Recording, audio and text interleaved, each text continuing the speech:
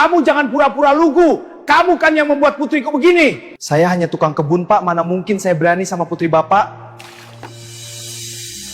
Di ruang tamu yang sunyi, seorang tukang kebun berdiri gemetar. Suaranya pecah. Saya cuma tukang kebun, Pak. Tidak mungkin saya menghamili anak Bapak. Namun kata-kata itu tak mampu meruntuhkan tuduhan yang sudah terlanjur menghancurkan hidupnya. Dari sanalah segalanya bermula. Kisah penuh luka, fitnah, dan perjuangan panjang demi kebenaran. Inilah cerita tentang seorang lelaki sederhana yang berjuang membuktikan harga dirinya di tengah fitnah kejam yang hampir merenggut segalanya. Andi adalah seorang pemuda berusia 25 tahun. Hidupnya sederhana, nyaris selalu pas-pasan. Ia tinggal di sebuah rumah kecil di pinggiran kota bersama ibunya yang sudah renta. Ayahnya telah lama tiada, meninggalkan Andi sebagai satu-satunya tulang punggung keluarga. Setiap pagi, Andi berangkat bekerja sebagai tukang kebun di rumah seorang pengusaha kaya raya bernama Pak Burhan.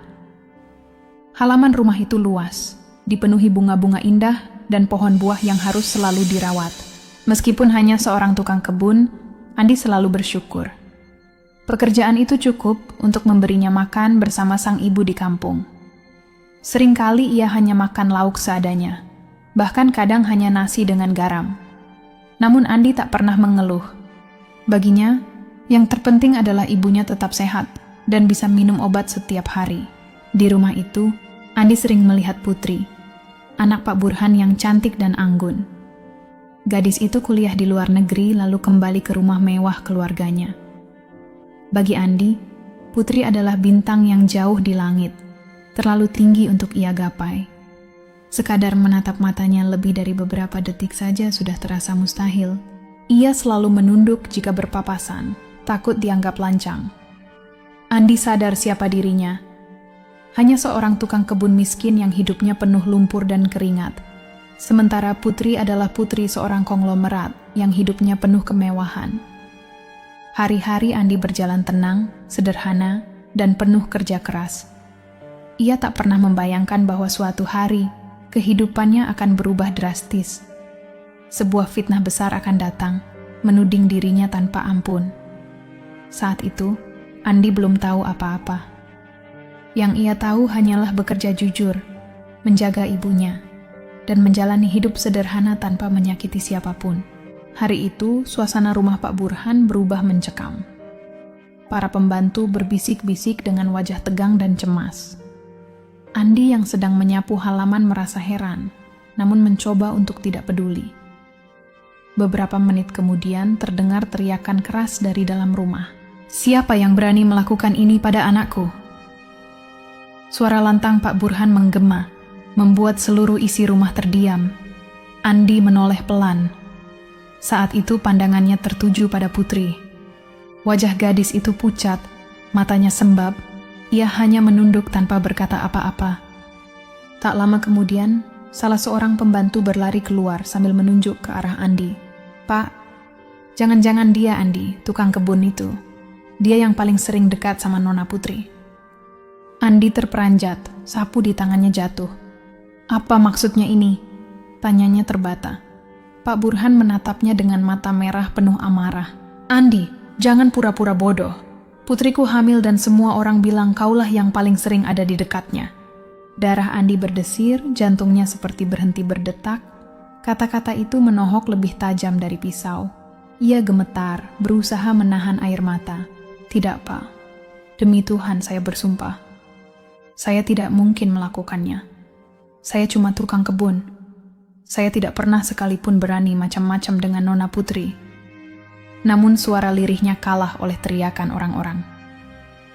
Para pembantu beramai-ramai menudingnya, seolah kebenaran ada di tangan mereka. Putri hanya diam, tak berani membela, tak juga berani berkata jujur. Andi jatuh berlutut di depan Pak Burhan. "Tolong percaya saya, Pak. Saya cuma tukang kebun. Tidak mungkin saya menghamili putri Bapak." Wajah Pak Burhan semakin mengeras. "Dasar bajingan miskin. Kau sudah kupercayai bekerja di rumah ini, tapi kau balas dengan menghancurkan kehormatan keluargaku." Suara tamparan keras mendarat di wajah Andi. Semua orang menatapnya dengan hina. Sejak hari itu, Andi tidak lagi dipandang sebagai manusia. Ia hanya dianggap sampah, pengkhianat, dan biang aib keluarga. Malam itu terasa panjang. Andi dikurung di ruang gudang rumah mewah itu, dijaga 2 satpam seolah ia penjahat besar. Tangannya gemetar bukan karena takut, melainkan karena ia masih tidak percaya bagaimana hidupnya bisa berubah secepat ini. Keesokan paginya Pak Burhan memanggilnya ke ruang tamu. Seluruh keluarga sudah berkumpul, begitu juga para pembantu. Tatapan mereka menusuk jiwanya. Putri duduk di sudut sofa, wajahnya tetap pucat, matanya menolak bertemu pandang dengannya. "Andi," suara Pak Burhan berat dan penuh amarah. "Mulai hari ini kau bukan lagi pekerja di rumah ini. Kau sudah menghancurkan kehormatan keluarga kami. Keluar dari sini sekarang juga sebelum aku seret ke kantor polisi." Andi berlutut, air matanya jatuh tanpa bisa ia tahan. "Pak, saya bersumpah atas nama Tuhan saya tidak melakukan apapun. Tolong percaya saya. Tolong jangan rusak nama baik saya. Saya punya ibu di rumah. Bagaimana beliau akan menanggung malu ini?" Namun jawaban Pak Burhan justru menampar harga diri Andi lebih keras dari pukulan manapun. "Cukup, Andi. Kau pikir sumpahmu bisa membersihkan dosamu? Kau hanya tukang kebun miskin, tak punya harga diri. Orang seperti kau hanya pantas merusak, bukan menjaga." Sejak detik itu, hidup Andi tidak lagi sama. Dunia yang tadinya sederhana kini runtuh oleh sebuah tuduhan yang belum tentu benar, dan tak seorang pun berdiri untuk membelanya. Hinaan itu membuat Andi terdiam. Pandangannya terarah pada Putri, berharap gadis itu bersuara, tetapi ia hanya menunduk, membiarkan Andi ditelan fitnah yang mematikan. Seorang satpam mendorongnya dengan kasar. "Cepat keluar! Jangan bikin aib ini makin besar!" bentaknya. Andi berjalan tertatih keluar dari rumah itu. Di depan gerbang, beberapa tetangga sudah berkumpul, berbisik-bisik sambil menunjuk ke arahnya. Itu dia tukang kebun yang menghamili anak majikannya. "Dasar laki-laki tidak tahu diri," desis mereka. Setiap kata menusuk lebih dalam daripada belati. Andi hanya bisa menunduk, membawa tubuhnya yang lemah menjauh dari rumah megah itu. Di jalanan ia menangis sejadi-jadinya, bukan karena dipecat, tetapi karena kehormatan yang selama ini ia jaga dengan susah payah kini hancur berantakan. Ia tahu, sejak hari itu hidupnya akan menjadi lebih berat daripada sebelumnya. Ia pulang ke rumah dengan langkah gontai. Di tangannya hanya ada sebuah karung berisi pakaian kerja, celana lusuh, dan sedikit bekal makanan. Sesampainya di rumah, ibunya yang sudah renta menatap dengan bingung. "Andi, kenapa wajahmu bengkak? Kenapa barang-barangmu kau bawa pulang? Kau kenapa, nak?" Suara perempuan tua itu bergetar penuh kekhawatiran. Andi tidak sanggup menjawab. Ia hanya berlutut di pangkuan ibunya, menangis seperti anak kecil.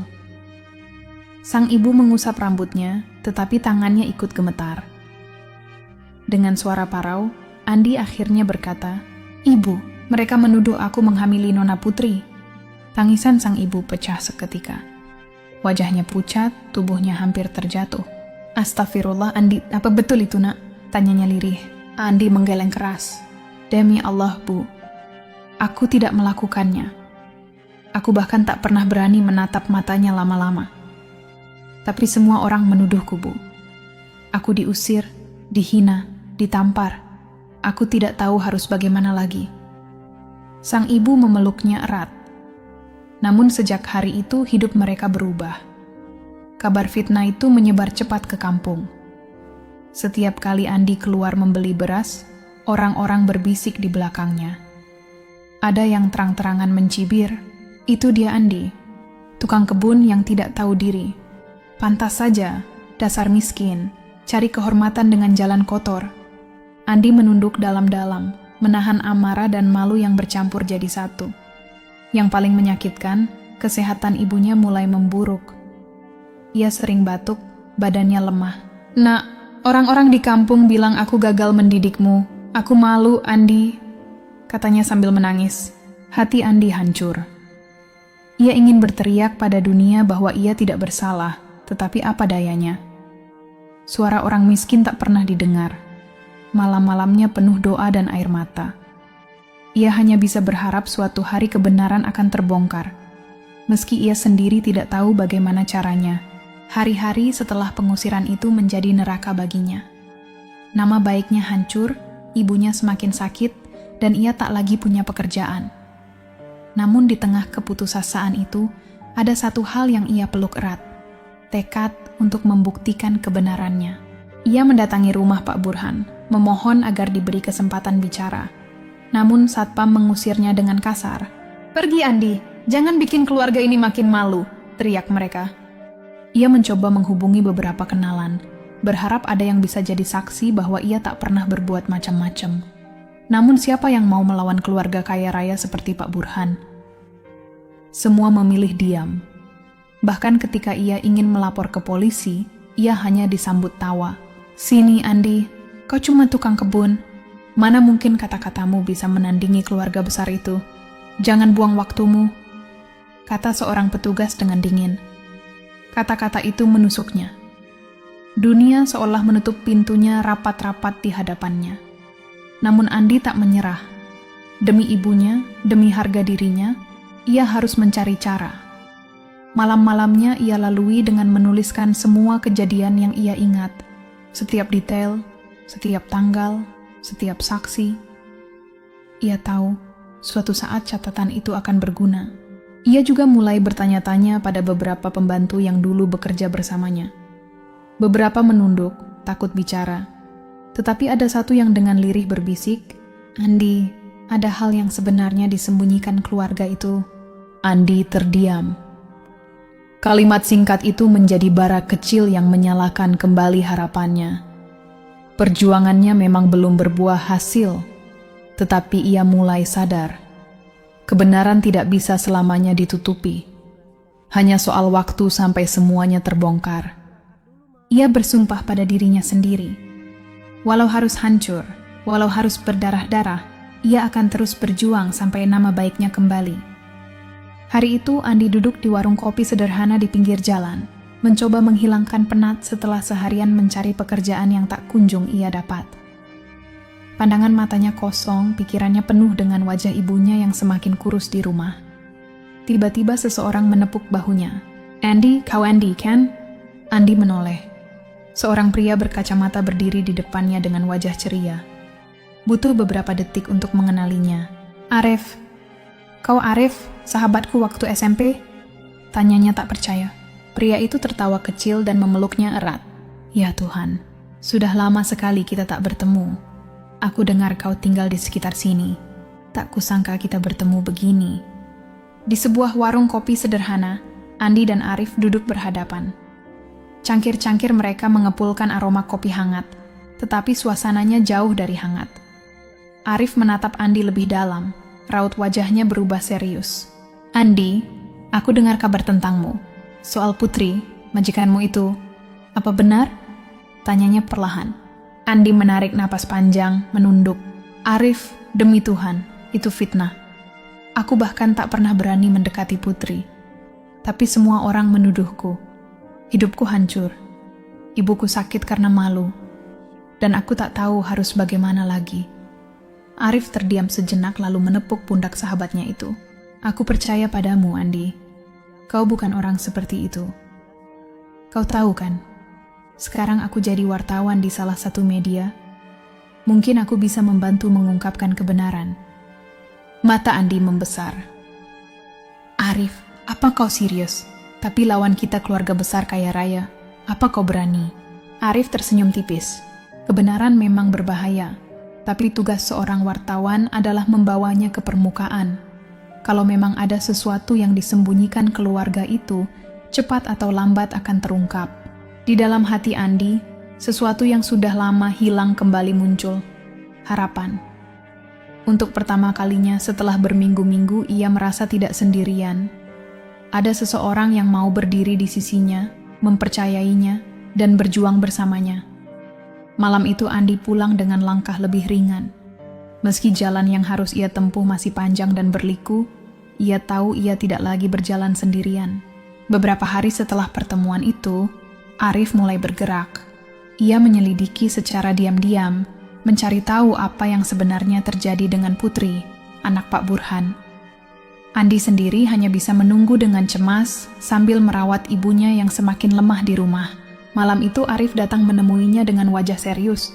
"Andi, aku dapat sesuatu." Andi menatapnya penuh harap. "Apa itu, Arif?" Arif membuka tasnya, mengeluarkan beberapa foto hasil jepretan kamera tersembunyi. Foto-foto itu memperlihatkan Putri sedang bertemu dengan seorang pria asing di sebuah hotel. Mereka terlihat akrab, bahkan berpelukan. Andi ternganga. "Siapa dia?" tanyanya hampir berbisik. Arif mencondongkan tubuhnya, berbicara pelan. "Namanya Bagas. Dia mantan dosen Putri saat kuliah di luar negeri. Dari keterangan seorang karyawan hotel, mereka sudah sering bertemu sejak Putri kembali ke Indonesia. Dan yang lebih mengejutkan, ada yang mengatakan kehamilan itu bukan baru 3 bulan, tapi lebih lama dari tuduhan padamu." Darah Andi berdesir, jantungnya berdetak kencang. "Jadi benar, aku difitnah?" Arif mengangguk pelan.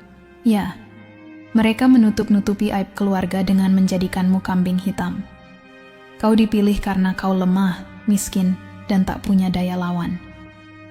Andi terdiam lama. Air matanya jatuh, bukan hanya karena sedih, tetapi juga karena marah.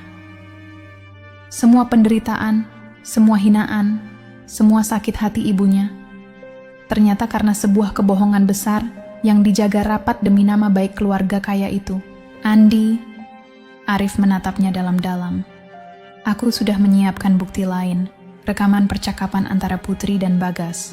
Aku yakin sebentar lagi semuanya akan terbongkar." Andi mengepalkan tangan.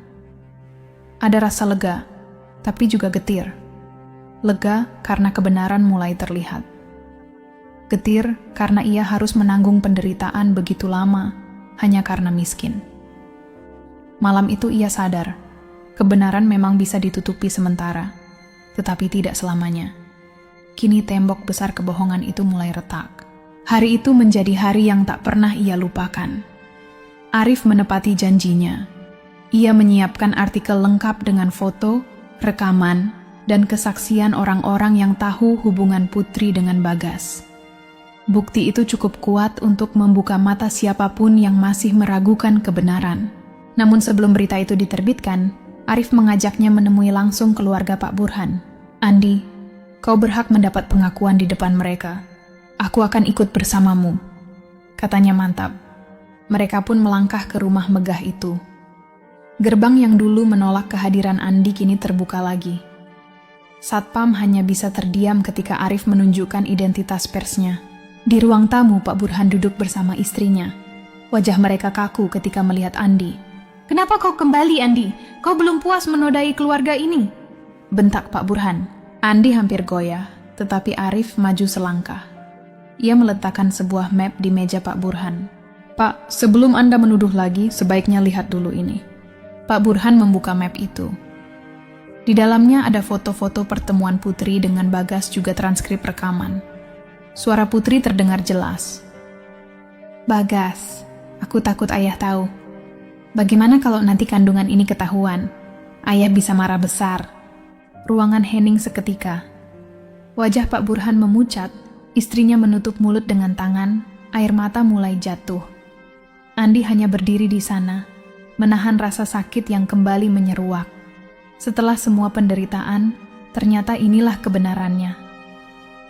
Bukan Andi, tukang kebun miskin yang hina, tetapi orang lain, yang selama ini mereka lindungi demi menjaga nama baik keluarga. Akhirnya Putri turun dari lantai atas. Matanya sembab, langkahnya goyah. Di hadapan ayahnya ia berlutut, suaranya pecah. "Ayah, maafkan aku. Semua benar. Andi tidak bersalah, semua ini salahku." Andi hanya berdiri tertegun. Air matanya jatuh tanpa ia sadari.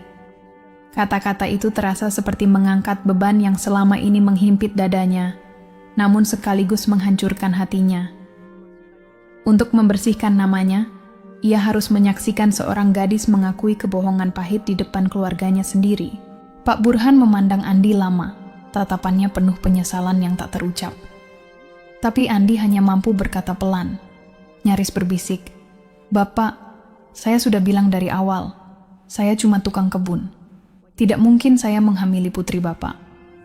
Tanpa menunggu jawaban, ia menunduk dan meninggalkan rumah megah itu dengan langkah berat. Kebenaran memang telah terungkap, tetapi luka yang ia rasakan terlalu dalam untuk sembuh begitu saja. Kini semua orang tahu bahwa Andi bukan pelaku aib yang menimpa putri.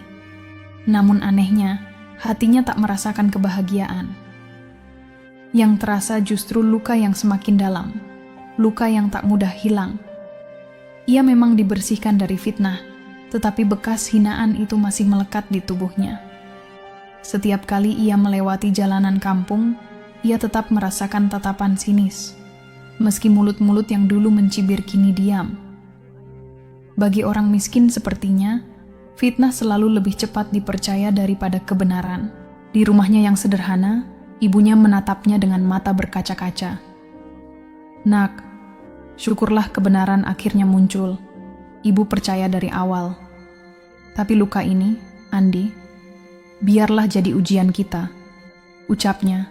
Suaranya bergetar, namun matanya tetap memancarkan keteguhan yang selama ini menguatkan Andi. Arif, sahabatnya, menepuk bahunya lembut.